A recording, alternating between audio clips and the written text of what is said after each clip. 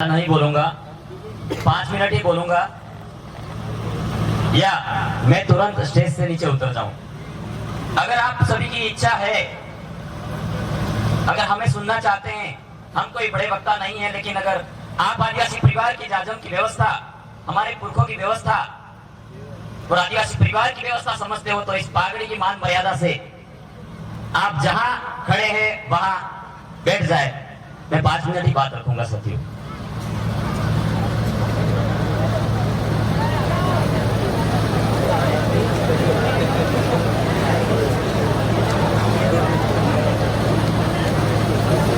बैठ जाए तो ही बात रखूंगा, 5 मिनट ही रखूंगा।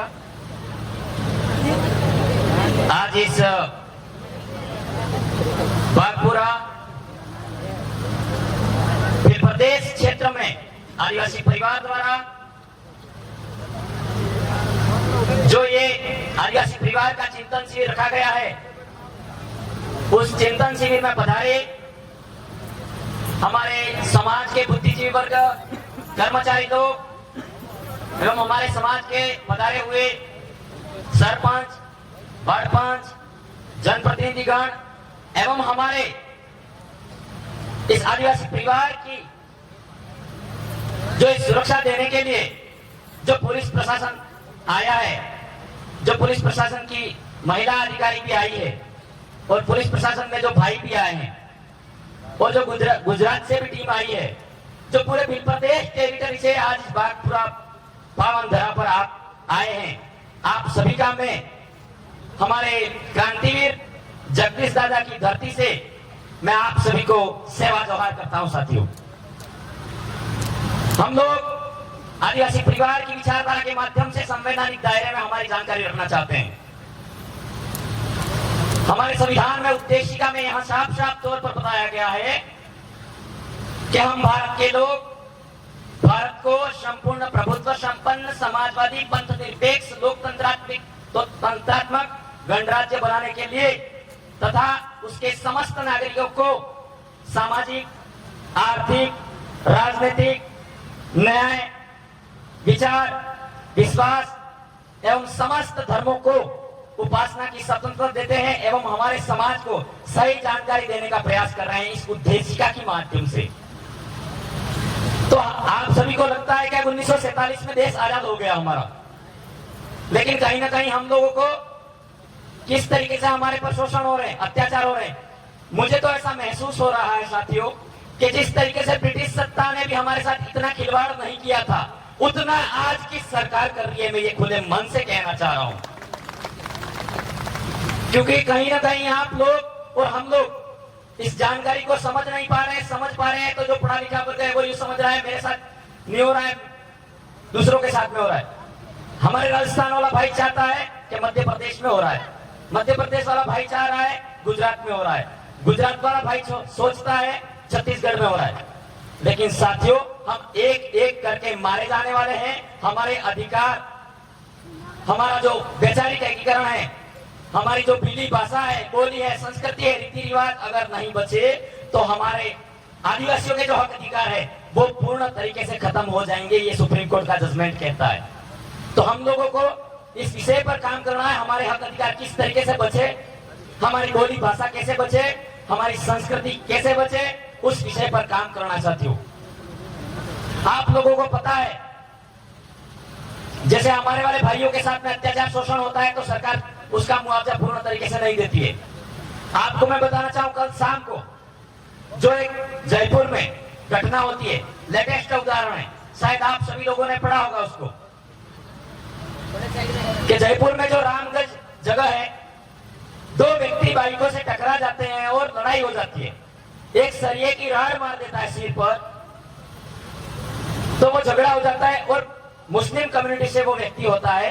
कोई बात नहीं, मैं हमारे समाज को और हमारे इस सरकार से हम आह्वान करना चाहते हैं कि भाई कोई बात नहीं, आपने मुआवजा दिया। उस समय जो ऐसा मामला हुआ तो वहां जो मुस्लिम कम्युनिटी के लोग थे एक जाजम पर बैठ गए, वहां बैठ गए तो सरकार ने तुरंत के तुरंत 50 लाख रुपए दिए गए इकबाल नाम के भाई को। ठीक है, देने चाहिए, मानते हैं। और वहां एक उनके सरकारी नौकरी में उस परिवार वाले सदस्य को नौकरी देने का प्रावधान दे दिया। आप देख रहे हैं मैं ऑथेंटिक प्रमाण के तौर पर बताना चाहूंगा आपको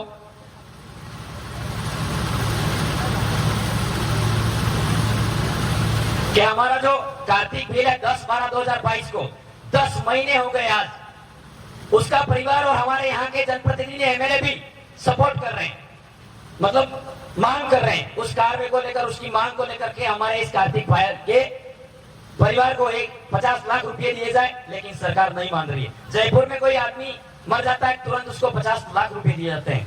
आप सभी लोगों से मेरा आह्वान है, अनुरोध है, क्या हमारे साथ किस तरीके से न्याय हो रहा है, ये बात सोचने समझने की जरूरत है साथियों। तो और पूजा भील जो 27/3/2023 की जो घटना हुई, उस महिला बालिका को बलात्कार करके टुकड़े कर दिए, उसके बाद भी उसको 50 लाख रुपए नहीं दिए जाते हैं। अभी हमारे उदयपुर में जो जोगी तालाब की घटना है, हम हमारे संविधान हमें अंधविश्वास और पाखंडवाद के खिलाफ खुली स्वतंत्रता सोच से हमारे समाज में सही जानकारी देने के लिए अधिकार देता है।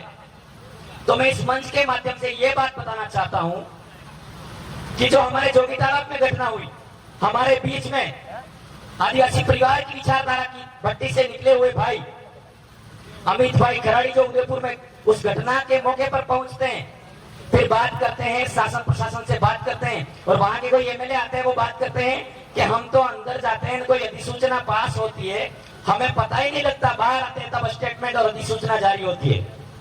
तब उस समय हमारे वाले अमित भाई ने वो संघर्ष किया और लड़कियों को 5-5 लाख रुपए का मुआवजा दिया गया, ऐसा सुनने में आया। लेकिन क्या हम सब लोग उस मांग को लेकर रखते तो 50 लाख रुपए मिलते कि नहीं मिलते साथियों? आप मेरे नारी शक्तियों से मेरा अनुरोध है, हमारे आदिवासी परिवार के जो कांति भाई है, पवर दादा है, बबीता दीदी है, माया दीदी है, अमित भाई खराड़ी है, जगदीश दादा है, लोकेश भाई पलाट है, रमेश जी सागिया, किसी का नाम रह गया और माफी चाहता हूँ, मांगीलाल जी है, ये सभी लोग दिन रात मिलकर इस कार्य को आगे बढ़ा रहे हैं। हमारे आदिवासी परिवार के किसी भी सामाजिक कार्यकर्ता को डरने की जरूरत नहीं है, क्योंकि आदिवासी परिवार नियमानुसार काम करता है। शासन प्रशासन को भी डरने की जरूरत नहीं है, और शासन प्रशासन हमारे आदिवासी परिवार का जो कार्यक्रम होता है उसमें साथ सहयोग दे, आप पूर्ण तरीके से खुली तंत्रसत्ता से ड्यूटी करें, क्योंकि हमारा आदिवासी परिवार का जो कार्यक्रम होता है वहाँ आपको 1% भी मतलब अपराध तफरी नहीं दिखेगी, क्योंकि हमारा समाज सदियों से हमारे पुरखों की नैसर्गिक जीवन शैली, पूजा पद्धति और व्यवस्था से, कस्टमरी लॉ सिस्टम व्यवस्था से हमारा समाज आगे बढ़ रहा है। इसलिए किसी भी कर्मचारी को, किसी भी शासन प्रशासन को कोई दिक्कत नहीं आती है, लेकिन उल्टा हमारे भाइयों पे कोई परमिशन लेने जानी होती है, उस समय हमारे समाज को दर दर की ठोकरें खानी पड़ती है। हमारे सामाजिक कार्यकर्ता कोई प्रोग्राम करने जाते हैं, 14 अप्रैल की जयंती मनानी होती है, बाबा साहेब अम्बेडकर जयंती मनानी होती है, टाटा भील जयंती मनानी होती है, राणा पूंजा जयंती मनानी होती है, उस समय भी हमारे भाइयों को परमिशन लेनी पड़ती है। फिर भी हमारे भाइयों को सही तरीके से परमिशन नहीं मिलती और मतलब मानसिक प्रताड़िता से वो प्रोग्राम जैसे तैसे करवाते हैं। कई लोग कहते हैं अरे ये 4-5 लोग तो है कर रहे, फंस जाएगा, ये 2-3 लोग तो है। हमारे इस आदिवासी क्षेत्र विस्तार में जो इस यहाँ के जनप्रतिनिधि चुने हुए हैं, वो या तो हमारे संविधान की पूर्ण तरीके से वहाँ बात नहीं रखते, हमारी मांगों को पूर्ण तरीके से रखते नहीं है। इसलिए आदिवासी परिवार अनुशासित होकर हमारे समाज को एक पुरानी हमारे पुरखों की व्यवस्था थी, सदियों पुरानी व्यवस्था थी, वो व्यवस्था कायम करवाने के लिए आपके बीच में संघर्ष कर रहा है, लड़ रहा है, झगड़ रहा है, समाज के लिए आप समर्पित हो रहा है। हमारे बीच में से जगदीश भाई चले गए, आज हमारे बीच में कांति भाई रॉक आदिवासी, वो हमारे समाज के एक नेशनल लीडरशिप है, वो भी आज आंख एक कानी हो गई है और झुंझ रहे हैं इतनी कठिन परिस्थिति में। तो साथियों, मेरा आपसे अनुरोध है, जो भी आप सामाजिक कार्यकर्ता आपके समक्ष बात रखता है, उस बात को ध्यानपूर्वक सुनना है। और हमारा समाज एक गलत ट्रैक पे चल गया है। मैं 2 मिनट का समय लूंगा ओनली फॉर कि हमारा समाज, आप सभी नारी शक्तियों से मेरा अनुरोध है, देखेंगे कि आजकल जो घटना हो रही है, हमारा समाज जो गणपति विसर्जन का समय आता है, मैं आप अखबार की कटिंग लाऊंगा, आपको दिखाऊंगा, मतलब यूं करके लाया हूं, आपको दिखाऊंगा यूं करके। तो मैं आपको बताना चाहूंगा, जो ये मध्य प्रदेश की घटना हुई, गणपति विसर्जन के दौरान कुंड में डूब गए बच्चे, 10 बच्चे डूब गए, 4 जनों की मौत हो गई। और एक घटना है, यह है साबला की कयाड़ी गांव के पास सोम नदी में गणपति विसर्जन के दौरान डूबने से युवक की मौत। यह है शिक्षक के साथ प्रतिमा विसर्जित करने गई 8वीं की 4 छात्राएं रणक नदी में डूबने से एक लड़की की मौत हो गई। झारखंड में डाली विसर्जन के दौरान 5 बच्चियों की मौत हो गई। ये लोग कौन है मरने वाले? ये सवाल है मेरा आप सभी से। हमारा समाज अंधविश्वास में इतना धंस गया है कि हम लोग सही रास्ते की ओर ले जाना चाहते हैं, लेकिन हमारा समाज नहीं मानता है। इसीलिए हमारे समाज को और हमारे यहाँ के कर्मचारियों को भी कहना चाहता हूँ खुले मन से, हमारे टीएसपी क्षेत्र में आदिवासी हमारा क्षेत्र है, विस्तार का जो जहाँ क्षेत्र है, पूरे भारत में हम लोग ये सोशल मीडिया के माध्यम से हमारी आवाज जाएगी। हमारे विद्यालय में हो किसी भी विभाग में ऐसे जो अंधविश्वास के कार्यक्रम है, मैं तो ये कहना चाह रहा हूँ कि सरकार से, शासन प्रशासन से एक साथ में अधिसूचना जारी करें। जो अंधविश्वास के कार्यक्रम होते हैं उनको पूर्ण तरीके से अधिसूचना के साथ में बंद किया जाए, ये कहना चाहता हूं मैं। तो साथियों, हमें हमारे समाज में शिक्षा के क्षेत्र में उन्नति करनी है, हमारे समाज को वैज्ञानिक दृष्टिकोण की सोच विकसित करनी है, हमारे समाज को तार्किक दृष्टिकोण की सोच विकसित करनी है, हमारे समाज में पूर्ण तरीके से जो नशा विहीन एरिया बना के हमको आगे बढ़ना है। और हमारे जो भारत के मुख्य न्यायाधीश थे 38वें, उन्होंने भी साफ साफ तौर पर बता दिया गया है कि आप लोगों को अगर भगवान ढूंढने हैं, एस.एच. कापड़िया, उस मुख्य न्यायाधीश का नाम है एस.एच. कापड़िया। 2011 में 2012 तक रहे थे, वो रिटायरमेंट हो गए 2012 में। उन्होंने साफ साफ एक वक्तव्य दिया था और लेख लिखा था कि अगर आदिवासियों को या पूरे भारत क्षेत्र में इन लोगों को अगर भगवान ढूंढते हैं तो वो भगवान संविधान में मिलेंगे, कहीं और भटकने की जरूरत नहीं है, ये कापड़िया ने कहा था। मैं खुले मन से कहना चाहता हूं साथियों, अगर आप लोग ये सभी जानकारी मैंने जो कुछ बताई, मैं आशा करता हूं आप लोग बिल्कुल अमल में लाएंगे। अमल में लाकर ये सगे संबंधी परिवार में ये जानकारी पहुंचाने का प्रयास करेंगे, तभी हमारे जो विचार है, जो जगदीश भाई पांडोर दादा शहीद हो गए, उनके विचार आगे पहुंच पाएंगे, पवार दादा के विचार आगे पहुंच पाएंगे, बबीता दीदी के विचार आगे पहुंच पाएंगे। हमारे प्रदेश टेरिटरी में जो भी सामाजिक कार्यकर्ता तन मन से इस कार्य में लगे हुए हैं, तो ये विचार आप आगे पहुंचाओगे तो ही पूरा होगा, नहीं तो आप यहाँ सुनकर चले जाओगे, घर पे जाके सो जाओगे। नहीं तो हमारा 1913 में जो मानगढ़ में सपना देखा था वो पूरा नहीं होगा। साथियों, आप लोगों को कंधे से कंधा मिलाकर साथ देना है। साथ नहीं दे सकते हो तो लिख कर साथ दो, लिख कर साथ नहीं देते हो तो बोल कर साथ दो, बोल कर साथ नहीं दे सकते हो तो आर्थिक सहयोग दो, आर्थिक सहयोग नहीं दे सकते हो तो साथियों शारीरिक सहयोग दो।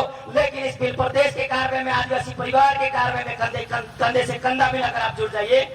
और हमारा एक बिल प्रदेश सुनहरे अक्षरों में लिखा हुआ और हमारे बिल प्रदेश का सपना जो 1913 में देखा होगा तब पूरा होगा। साथियों, मैं एक लाइन कहना चाहूंगा अंतिम में, माफी चाहूंगा मैंने समय ज्यादा दे लिया है, लेकिन जो पसीने से नहाता है, जो पसीने से नहाता है वो लिबास बदलता है, जो पसीने से नहाता है वो लिबास बदलता है। जो आदमी आदिवासी परिवार की विचारधारा पर चलता है वो इतिहास बदलता है, जो आदमी आदिवासी परिवार की विचारधारा पर चलता है वो इतिहास बदलता है। धन्यवाद। जय जोहार, जय आदिवासी, आप सबकी जय, सेवा जोहार।